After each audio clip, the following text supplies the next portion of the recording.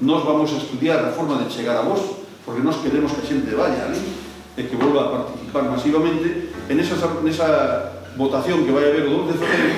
Se pode poñer a lista que volvamos a reelegir as casas e nombrar hasta 20 euros as eleccións. Ese é un sistema máis democrático que iso, non hai máis. Para que vos de conta de que o que estou dicindo é certo, e teño datos para demostrarlo, a Universidade de Helsinki veu Oureiros a estudiar o tema da alternativa. A Universidade Carlos III de Madrid veu Oureiros a estudiar o tema da alternativa. A Universidade de Bolonia veu a Oureiros, Italia, veu a Oureiros a estudiar a alternativa de Tiña.